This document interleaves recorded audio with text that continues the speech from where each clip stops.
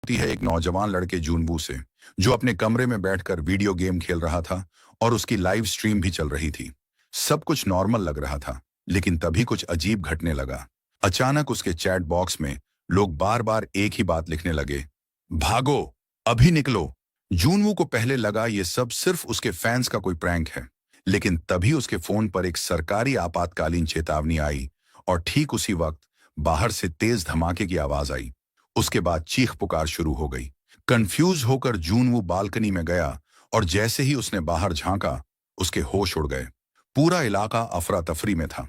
लोग इधर उधर जान बचाकर भाग रहे थे। कुछ बिल्डिंग से कूद रहे थे, कोई चिल्ला रहा था।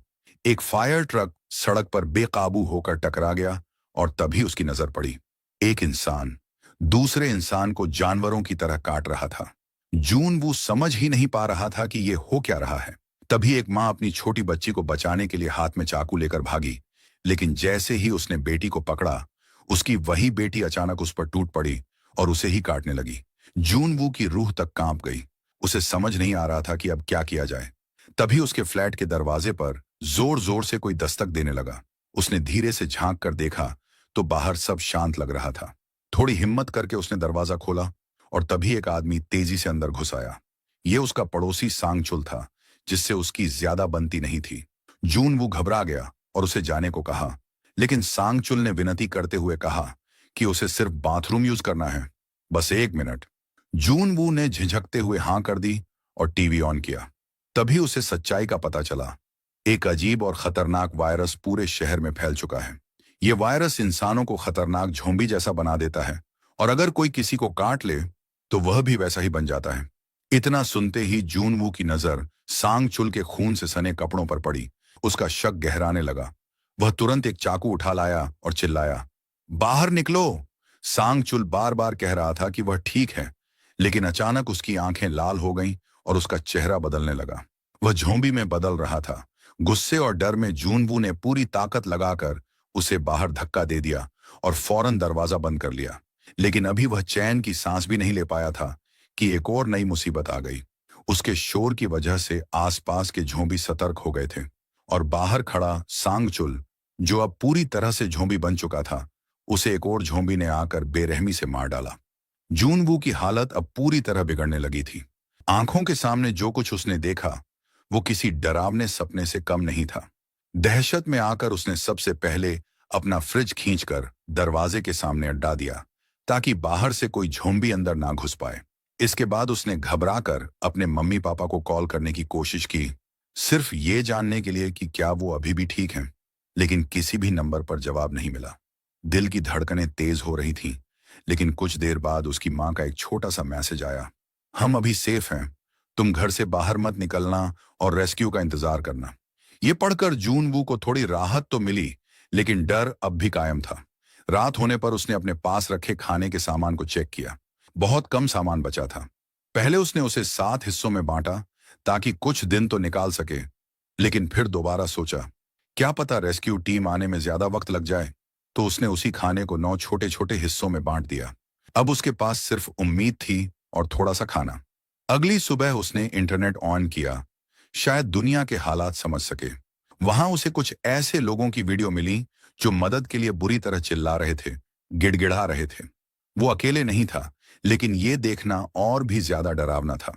इससे प्रेरित होकर जूनवू ने भी अपने मोबाइल से एक वीडियो रिकॉर्ड की, एक विनती, एक पुकार, ताकि शायद कोई उसकी आवाज सुन ले।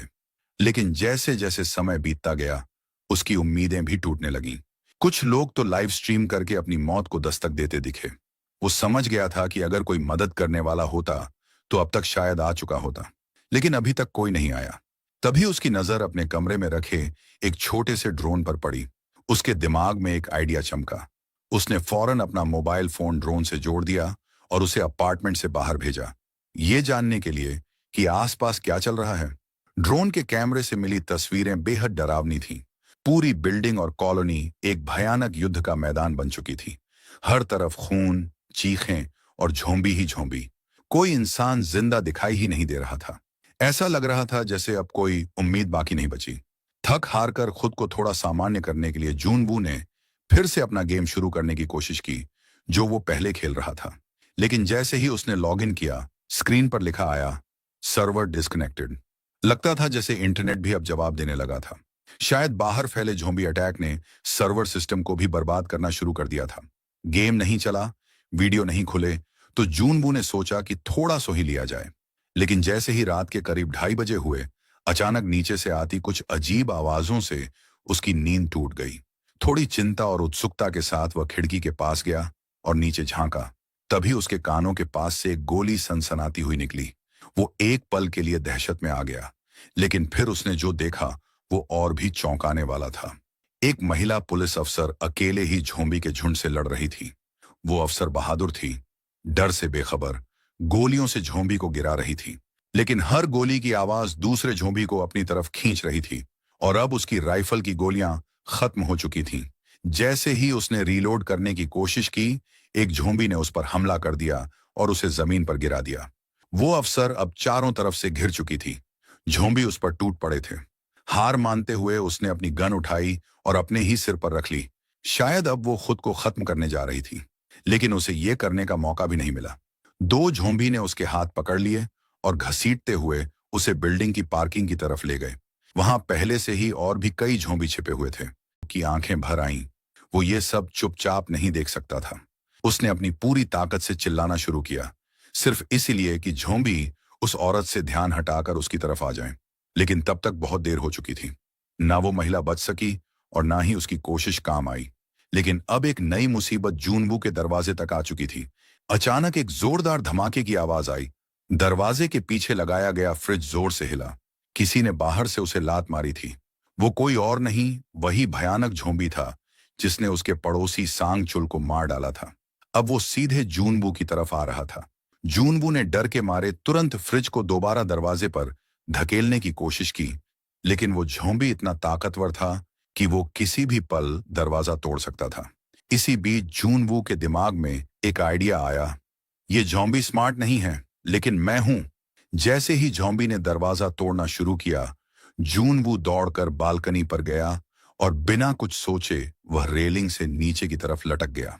ज़ॉम्बी ने उसे पीछा करते हुए छलांग मारी, लेकिन वह सीधे ऊंची बिल्डिंग से नीचे गिर गया।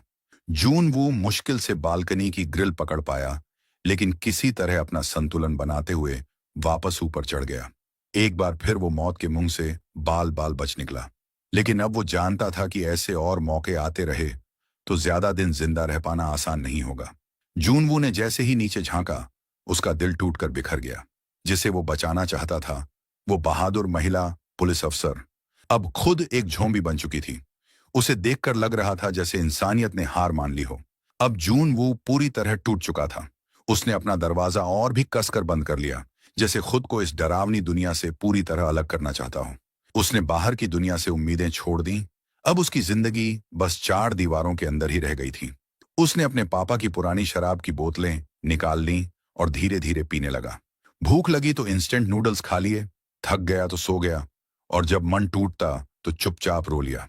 एक अजीब सा सन्नाटा उसके जीवन का हिस्सा बन चुका था। लेकिन यह सन्नाटा ज्यादा दिन नहीं टिक सका।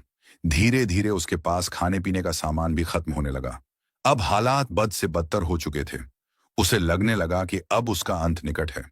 लेकिन तभी किस्मत ने एक आखिरी बार दस्तक दी। उसके मोबाइल पर उसकी मां का एक वॉइस मैसेज आया।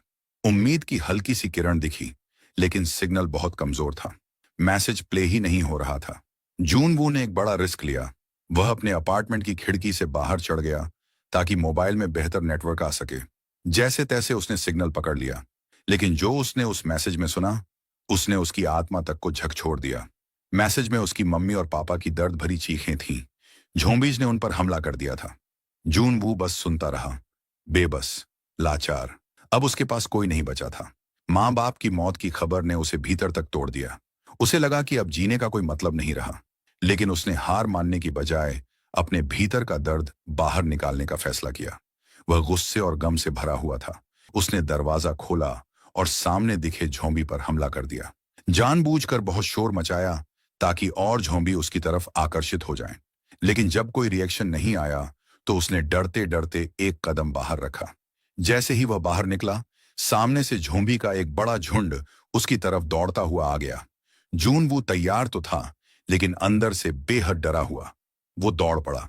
पागलों की तरह। हर तरफ सिर्फ मौत का साया था। उसने फौरन लिफ्ट का बटन दबाया, लेकिन तभी एक और बड़ा झोंबी झुंड उस पर टूट पड़ा।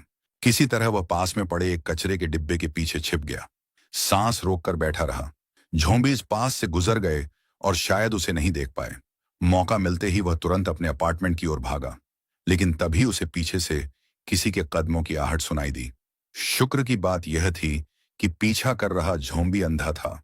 वह जून वू को देख नहीं पाया। जून वू ने बिना देर किए अपने फ्लैट का दरवाजा खोला और खुद को अंदर बंद कर लिया। लेकिन उसके द्वारा की गई हल्की आवाज भी अब झोंबीज को आकर्षित करने लगी थी। चौंकाने वाली बात यह थी कि कुछ झोंबी अब भी इंसान होने की कुछ हल्की यादें अपने भीतर रखे हुए थे। वो दरवाजा खोलने की कोशिश करने लगे, जैसे उन्हें आदत हो किसी नॉब को पकड़ने की। मगर कुछ देर कोशिश करने के बाद वो थक गए और वहां से चले गए। उस रात जूनवू ने मान लिया था कि अब उसका सफर यहीं खत्म हो गया है। माता पिता की मौत, अकेलापन, भूख, डर, इन सब ने उसे अंदर से खोखला कर दिया था। उसने खुद से हार मान ली थी और जब अंदर की सारी उम्मीद बुझ चुकी थी, तब उसने अपने मोबाइल कैमरे के सामने एक आखिरी वीडियो रिकॉर्ड किया। एक अलविदा, दुनिया को और खुद को। लेकिन जैसे ही उसने खुद को खत्म करने की कोशिश की, उसी पल उसकी खिड़की के पार एक चमकती हुई लाल रोशनी नजर आई। वो रोशनी सामने की इमारत से आ रही थी। जून वो अचानक रुक गया। उसकी आंखें उस रोशनी पर टिक गईं और तभी उसे वहां एक लड़की दिखाई दी, जवान, होशियार और जिंदा। उसने लाल टॉर्च से इशारा किया और जूनवू की तरफ देखा और मुंह से सिर्फ एक शब्द निकाला, इडियट। लेकिन यह गाली जूनवू को किसी तोहफे से कम नहीं लगी। इतनी तबाही में किसी जिंदा इंसान का मिलना उसे जिंदगी की तरफ फिर से खींच लाया। उसने भी मुस्कुराकर हाथ हिलाया। थोड़ी देर बाद लड़की ने हाथ के इशारे से बताया कि सुबह 7 बजे वो उससे बात करेगी। दोनों फिर अपने अपने कमरे में लौट गए। उस लड़की का नाम था किम यूबिन। वो भी उसी तरह जिंदा थी जैसे जूनवू, लेकिन उसमें एक बात खास थी। वो इस सर्वाइवल सिचुएशन में काफी समझदार और सख्त थी। किम ने अपने अपार्टमेंट को अच्छी तरह से सुरक्षित किया हुआ था। अंदर खाने का सामान सहेज कर रखा था। हर चीज को सीमित मात्रा में इस्तेमाल करती थी। उसने अपने कमरे में कई तरह के ट्रैप्स भी लगा रखे थे, ताकि कोई झोंबी अंदर घुस भी आए तो जिंदा न बच सके। अगली सुबह जब दोनों ने इशारों में एक दूसरे को नाम बताया, तो जून वो बेहद खुश था। लेकिन उस वक्त वो बहुत भूखा भी था। पेट दर्द कर रहा था। किम ने उसकी हालत देखकर तय किया कि उसे कुछ खाना भेजना चाहिए। उसने एक प्लान बनाया। उसने एक बेसबॉल में रस्सी बांधी और उसे सामने की बिल्डिंग में फेंकने की कोशिश की, ताकि दोनों अपार्टमेंट को एक तरह से जोड़ा जा सके। लेकिन दूरी का अंदाजा थोड़ा गलत हो गया। सौभाग्य से जूनवू ने समझ लिया कि किम क्या करना चाहती है। उसने तुरंत अपना ड्रोन निकाला, रस्सी उसमें बांधी और उसे उड़ाकर सीधे किम के पास भेज दिया। यह आइडिया काम कर गया। थोड़ी ही देर में किम ने फूड पैकेट रस्सी से बांधकर उसकी तरफ भेज दिया। जूनवू के चेहरे पर पहली बार मुस्कान आई। उसने कई दिनों बाद ढंग का खाना खाया, लेकिन यह राहत ज्यादा देर तक नहीं चली। अचानक एक फायरमैन, जो अब झोंबी बन चुका था, उसकी नजर रस्सी और बेसबॉल पर पड़ गई। वह धीरे धीरे उस दिशा में बढ़ने लगा। जूनवू ने तुरंत किम को चेतावनी दी। किम ने रस्सी खोलने की कोशिश की, लेकिन तभी झोंबी ने जोर से रस्सी खींची और उसका असर यह हुआ कि किम के ऊपर एक भारी टेबल गिर पड़ी और वह बेहोश हो गई। अब हालात और भी बिगड़ चुके थे। वो झोंबी किसी आम झोंबी जैसा नहीं था। उसमें इंसानों जैसा सोचने की शक्ति बची थी। वो सीधे बिल्डिंग की दीवार पर चढ़ने लगा और किम के कमरे की तरफ बढ़ रहा था। जूनवू ने पास से एक बोतल उठाई और उसे झोंबी की तरफ फेंकी, ताकि उसका ध्यान भटके, लेकिन उसका कोई असर नहीं हुआ। वो रुकने वाला नहीं था।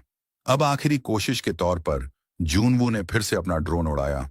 इस बार वो झोंबी के चेहरे के पास जाकर उसे परेशान करने लगा। ये चाल थोड़ी देर के लिए काम कर गई, लेकिन झोंबी ने गुस्से में आकर ड्रोन पर एक जोरदार वार किया और वो नीचे गिर गया। जैसे ही झोंबी किम के कमरे में घुसने ही वाला था, सौभाग्य से किम को होश आ गया। वो फुर्ती से खड़ी हुई और खुद को बचाया। उसी शाम तेज बारिश होने लगी।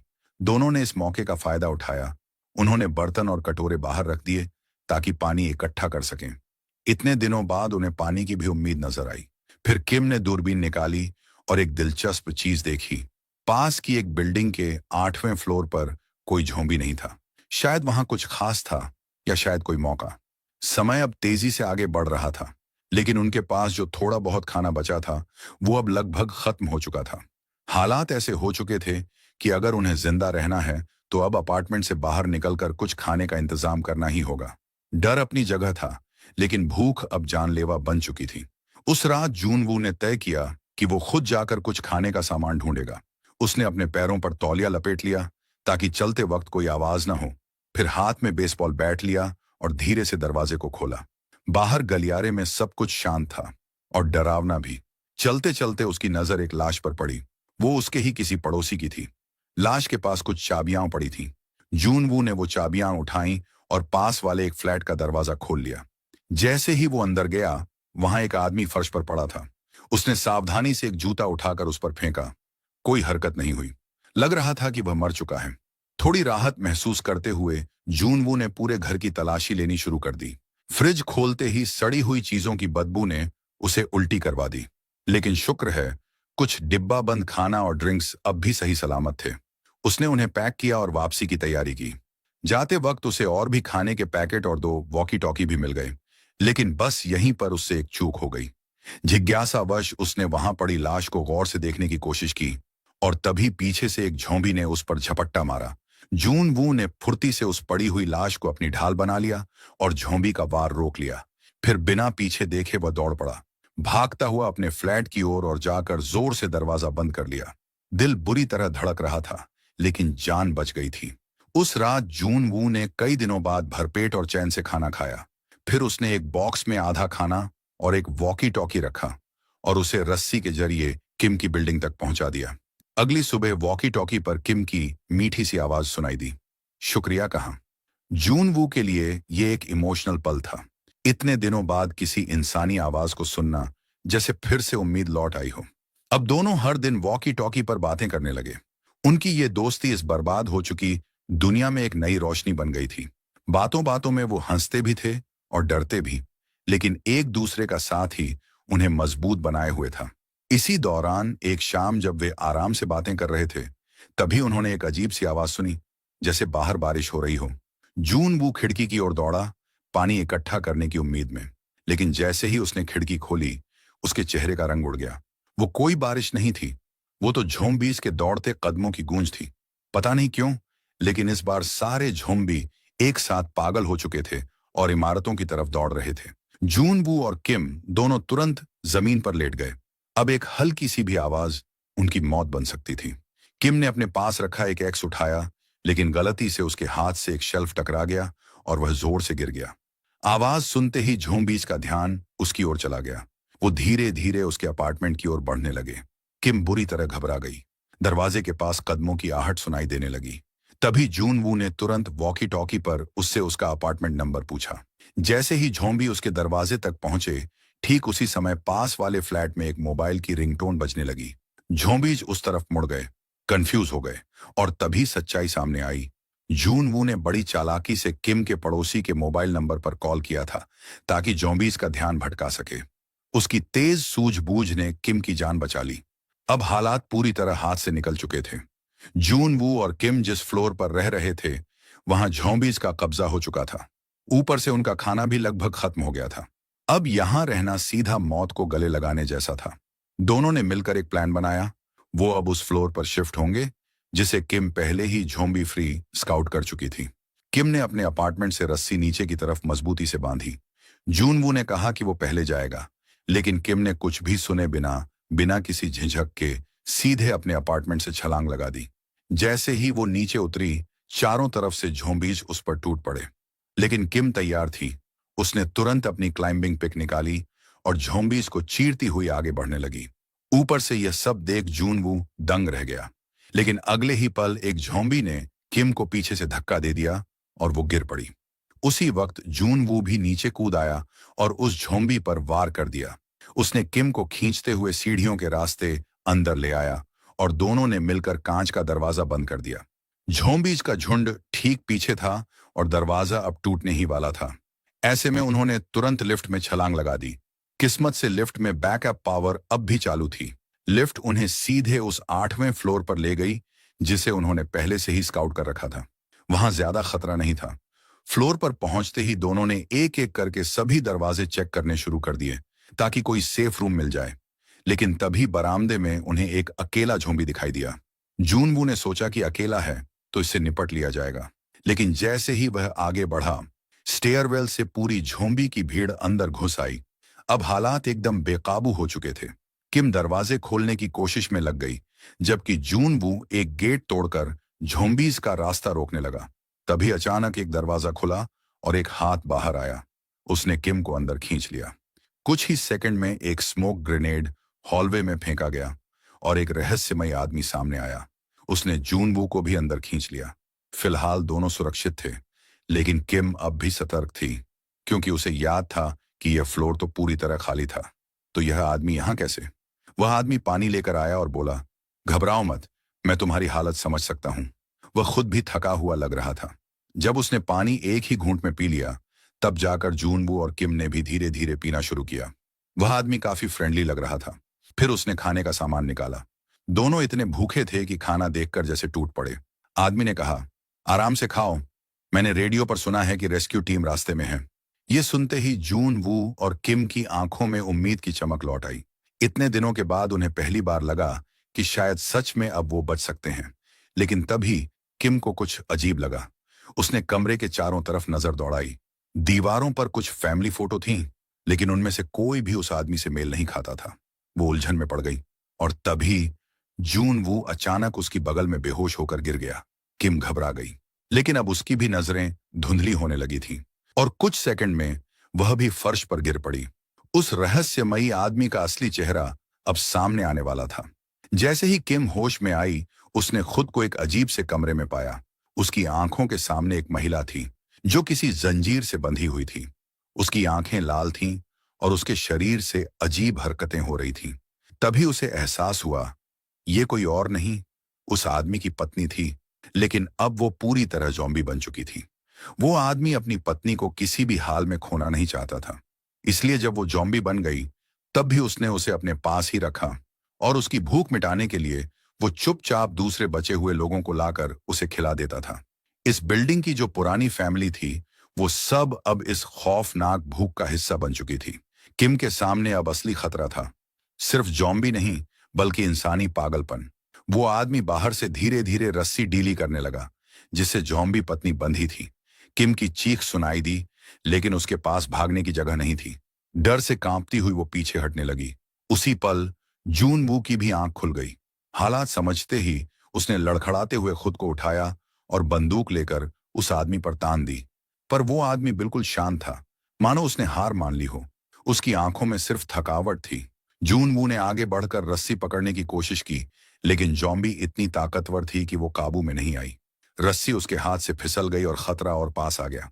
वो दरवाजे तक भागा, लेकिन दरवाजा अंदर से लॉक था। अगले ही पल कमरे में एक दर्दनाक चीख गूंजी और फिर एकदम सन्नाटा। क्या अब सब खत्म हो गया था? लेकिन हकीकत कुछ और थी। किम ने होशियारी दिखाई थी। उसने ज़ॉम्बी के मुंह पर तकिया रखकर अपने आप को बचा लिया था, लेकिन आदमी अब भी उस ज़ॉम्बी औरत को वैसे ही प्यार से देख रहा था, जैसे पहले देखा करता था। किम ये सब और बर्दाश्त नहीं कर सकी। उसने बंदूक उठाई और दोनों को वहीं खत्म कर दिया। लेकिन उस एक गोली की आवाज ने इमारत के हर ज़ॉम्बी को जगा दिया। चारों तरफ से राक्षसी भीड़ दरवाजे तोड़ने लगी। अब उनके पास सिर्फ दो रास्ते थे, या तो लड़ो या फिर मरने के लिए तैयार हो जाओ। किम और जूनवू ने एक दूसरे को देखा, हल्की सी मुस्कान दी और हथियार उठा लिए। मगर तभी एक तेज आवाज आई, किसी हेलीकॉप्टर की। वे भागकर खिड़की की तरफ गए और आंखों में उम्मीद की चमक दौड़ पड़ी। सचमुच रेस्क्यू हेलीकॉप्टर आ चुका था। दोनों हिम्मत जुटाकर दौड़े, ज़ॉम्बीज को चकमा देते हुए छत तक पहुंचे। जूनवू ने रास्ते में पड़ी साइकिल ज़ॉम्बीज की भीड़ के बीच फेंक दी ताकि वे रुक जाएं। ऊपर पहुंचते ही उन्होंने दरवाजा बंद कर दिया, पर ज़ॉम्बी तो दरवाजे को तोड़ ही रहे थे। इसी बीच हेलीकॉप्टर ने उन्हें देख लिया और चारों ओर फायरिंग शुरू कर दी। आखिरकार दोनों को बचा लिया गया। रेस्क्यू के बाद रेडियो टॉवर भी फिर से चालू हो गया। अब बचे हुए दूसरे लोग भी एसओएस सिग्नल भेजने लगे, क्योंकि जब तक इंसान जिंदा है, उम्मीद कभी नहीं मरती। इसी के साथ ये थ्रिल और सर्वाइवल से भरी कहानी यहीं खत्म होती है। अगर आपको ये वीडियो पसंद आया हो तो एक प्यारा सा लाइक ठोक देना, चैनल को सब्सक्राइब जरूर करना और कमेंट में बताना कि आपको कहानी कैसी लगी।